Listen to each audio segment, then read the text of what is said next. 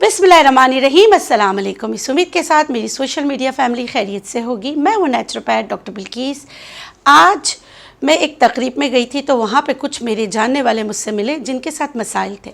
उन मसाइल में एक मसला ये था कि कुछ लोग जो हैं, कुछ मेरे बुज़ुर्ग, कुछ मेरी ख़वातीन जो है सालों साल से जो है ना पाँव में सूजन की मेडिसिन खा रही हैं, मगर सूजन सही नहीं हो रही।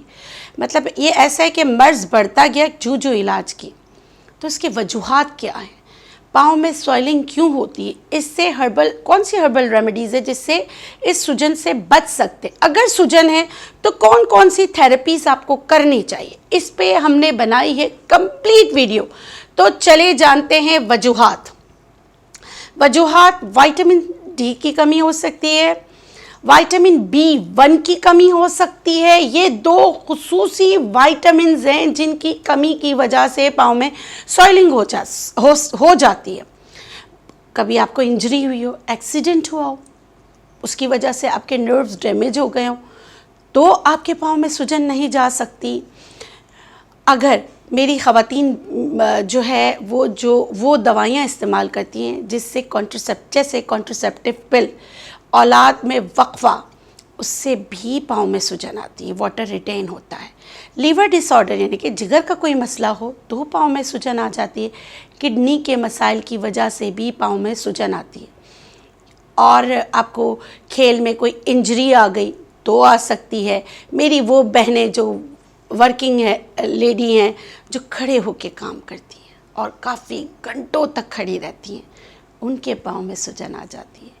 मेरे वो भाई जो खड़े रह के काम करते हैं, चाहे वो मज़दूरी हो, चाहे वो मतलब कि कोई भी ऐसा काम जिसमें उनको बहुत ज़्यादा वक्त खड़ा रहना पड़ता है, मेरे बावर्ची भाई जो खड़े होके देगे बनाते हैं, उनके पाँव में सूजन आ जाती है।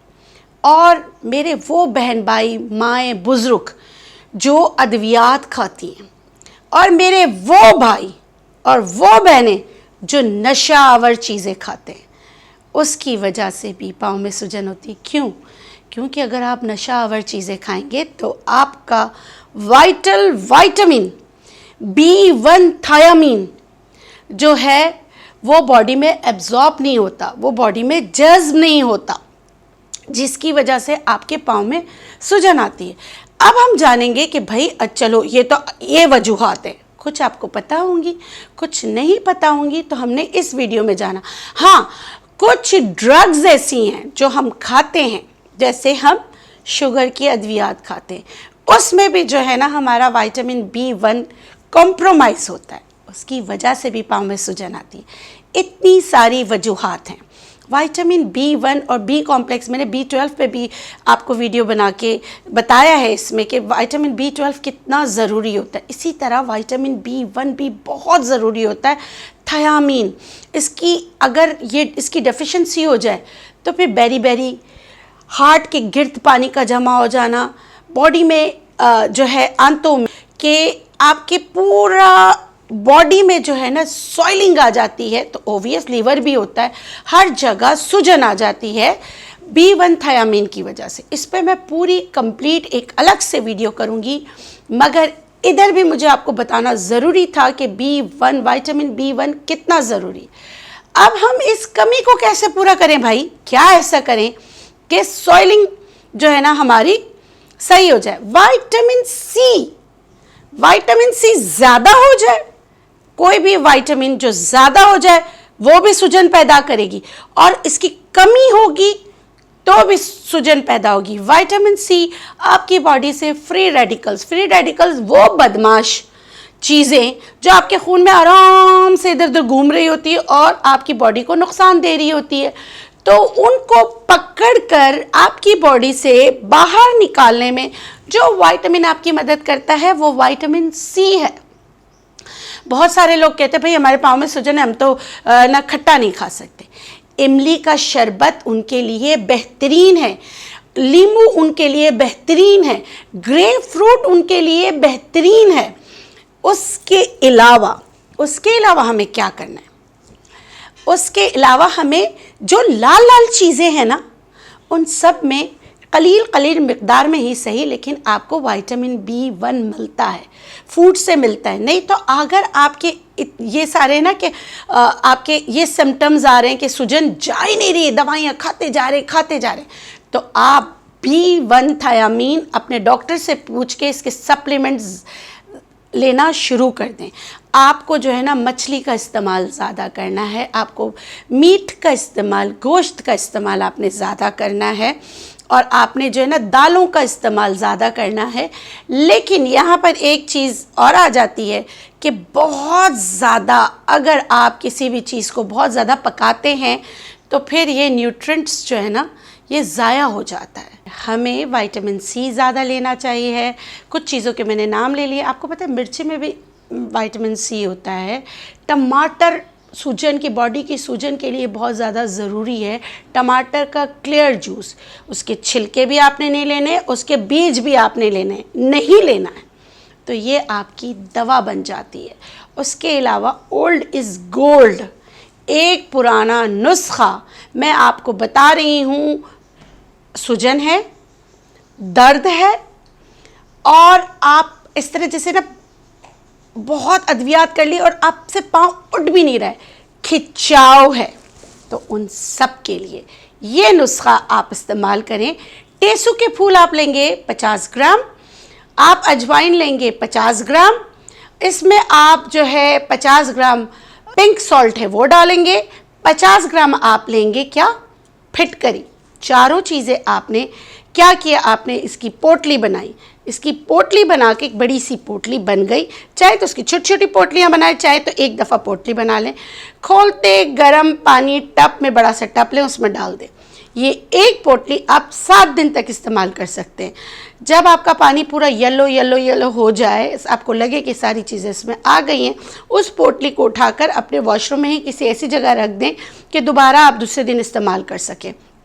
इस पानी की धार पूरी बॉडी में आप लगाएं, आपको सुकून भी मिलेगा, आपकी सूजन भी कम होगी। दूसरी रेमेडी कॉम्प्रेस थेरेपी, यानी कि जहाँ सूजन है वहाँ पर आप इस तरह की चीज़ पहने, या आप क्रैप बैंडेज बांधें, या बहुत सारे ऐसे लेगिंग्स वगैरह आते हैं जो कॉम्प्रेस थेरेपी के तौर पे बने हुए होते हैं, बैंडेजेस आते हैं, सही है, वो आप लेकर पहन सकते हैं, मगर उसको पहन के बिस्तर पर बैठना नहीं है। कॉम्प्रेस थेरेपी के बाद आपने चलना ज़रूर है, सर्कुलेशन ऑफ ब्लड को सही रखना है। शुरू में बहुत उलझन होती है, 1-2 घंटे के लिए पहने, उसके बाद आप जो है ना 12-12 घंटे के लिए भी पहन सकते हैं और सूजन से निजात पा सकते हैं। लास्ट नॉट लीस्ट, जो भी चीज़ें हैं उसका एब्जॉर्प्शन आपके गट में होता है, आपकी आंतों में होता है। अपने न्यूट्रिएंट्स को गट में अच्छा एब्जॉर्ब करने के लिए आपको कुछ चीज़ें चाहिए। उसमें से मैंने आपको बंद गोभी का अचार बनाना बताया है, बेहतरीन होता है कि अगर आप वो खानों के साथ इस्तेमाल करें। दही भी बहुत अच्छा होता है। कीफ़र अगर आपको मिल जाए, ये भी good bacteria, pre and probiotic आपकी बॉडी में बढ़ाते हैं, इनका इस्तेमाल कीजिए। और जो आपको छोटी छोटी थेरेपीज़ बताई गई है। अच्छा, अब जिनके पाँव में सूजन होती है तो उनको जो है बहुत ज़्यादा देर तक बैठना नहीं है। अगर लेटते भी हैं, और मैंने अपनी उन बेटियों का नाम नहीं लिया जो प्रेग्नेंट होती है, उनके भी पाँव में सूजन आ जाती है, और कैमरामैन जैसे शाज़ेब, इसके भी पाँव में सूजन आ सकती है। अब मैंने ये वीडियो जो है ना बहुत खुलूस से बनाई है, और मैं चाहती हूँ कि आप लोग मेरे मशवरों पे अमल करके इस मर्ज़ पे काबू पाएँ। एक और ट्रीटमेंट है कि आप एक टब जैसे आपने पानी लिया, उसमें जो है 1 चम्मच नमक डाल दें और 2 चम्मच जो है ना सिरका डाल दें। ये उन लोगों के लिए बहुत अच्छा है जिनके पाँव में सूजन भी होती है और ख़ारिश भी बहुत हो रही होती है। तो आप इस पाँव में जो है ना इस पानी में अपने पाँव डिप करें तो आपको बहुत सुकून मिलेगा। एक और रेमेडी है, वो क्या है कि कोयलों पर आप अजवाइन, 1 मुट्ठी कोयला जलाएं, 1 मुट्ठी अजवाइन जो है कोयले पे डालें, और उसका जो धुआं है ना, उसका धुआं जो है ना आप अपनी बॉडी पे, मतलब वो जो धुआं है बॉडी पे आ जाना चाहिए, मगर प्लीज़ एस्थमा वाले नहीं कीजिएगा। जिनको एस्थमा होता है, खांसी हो जाए तो आप बोलेंगे डॉक्टर बिल्किस आपने किस मुसीबत में डाल दिया, लेकिन एक ट्रीटमेंट था इसलिए मैं आपको बता रही हूँ जी। अब आते हैं विटामिन D3 पर। ये फैट सॉल्युबल विटामिन है। अक्सर जो सप्लीमेंट लेते हैं उनको भी मैं ये कहती हूँ कि ये विटामिन D3 के टैबलेट्स जो आप लेते हैं, सप्लीमेंट आप लेते हैं, प्लीज़ आप एक नाश्ते के बाद लिया करें। और नाश्ते में आपने फ़ैट वाली चीज़ें खाई हो। फैट सॉल्युबल का मतलब क्या है? जो फैट्स में डिज़ोल्व हो जाए, जैसे B1 थायामीन पानी में डिज़ोल्व होगा, वाटर सॉल्युबल है। इसी तरह फैट सॉल्युबल चीज़ें फैट के साथ आपकी बॉडी का हिस्सा बनेंगी। तो इसलिए विटामिन D3 की सप्लीमेंट्स आपने लेना है कब? नाश्ते के बाद। जब नाश्ते में आपने कोई फैट वाली चीज़ें खाई हो, आपने अखरोट लिए हुए हों, आपने अंडा खाया हुआ हो, आपने गोश्त सालन खाया हुआ हो, नहीं तो आप ऑलिव ऑयल 1 चम्मच लें। अपना जो सप्लीमेंट ले रहे हैं आप ऑलिव ऑयल के साथ ले लें, तो और नाश्ते के बाद लीजिएगा, तो आपको बहुत ज़्यादा फ़र्क पड़ेगा। और अल्लाह ताला ने जिन चीज़ों में विटामिन D3 रखा है वो सूरज है, बहुत अच्छा। और मतलब जैसे उगता हुआ सूरज में अगर आप जाके उसको देखते हैं ना, अगर उसकी रेजेस आपकी आँखों से पड़ती हैं ना, तो बहुत सारी बीमारियां, कैंसर तक दूर हो सकता है। अपने बच्चों को खुदारा धूप में, मिट्टी में खेलने दें। हमारे बच्चे भी है ना, उनका इम्यून भी ऐसा हो गया कि मम्मा डैडी बच्चे हो गए। कोई भी वायरसेस, हम वायरसेस की दुनिया में रहते हैं। नेचर की तरफ आएँ, नेचर से प्यार करें, धूप में जाएं। अब हमें सिर्फ ये है कि बस स्किन की पड़ी रहती है कि भाई हमारी स्किन ख़राब ना हो जाए। सुबह की धूप, उगता हुआ सूरज, जाता हुआ सूरज आपको नुकसान नहीं पहुंचाएगा। सूरज में ज़रूर जाएं। और एक और चीज़, मशरूम्स का इस्तेमाल ज़रूर करें। तो ये छोटी छोटी रेमेडीज़ है, इस पे अमल करके अपनी ज़िंदगी को सहल यानी आसान करें। इस उम्मीद के साथ कि ये वीडियो जो है हमने बड़ी मेहनत से, बहुत प्यार से आप लोगों के लिए बनाई है, ये आपकी मुश्किल को हल करने में आपकी मदद करेगी। इसके साथ मुझे दीजिए इजाज़त। इंशाल्लाह फिर मिलेंगे एक नई मालूमात, एक नई वीडियो के साथ। खुश रहें, शाद रहें, आबाद रहें, जिएं और जीने दें। और थोड़ा सा प्यार इस चैनल को भी दे दें। अगर आपको मेरी वीडियोस अच्छी लगती है तो प्लीज़ मेरे चैनल को सब्सक्राइब कीजिए, और आपको लगता है कि किसी के काम आ सकती है तो उनके साथ शेयर भी ज़रूर कीजिए। अल्लाह निगहबान, अल्लाह हाफ़िज़।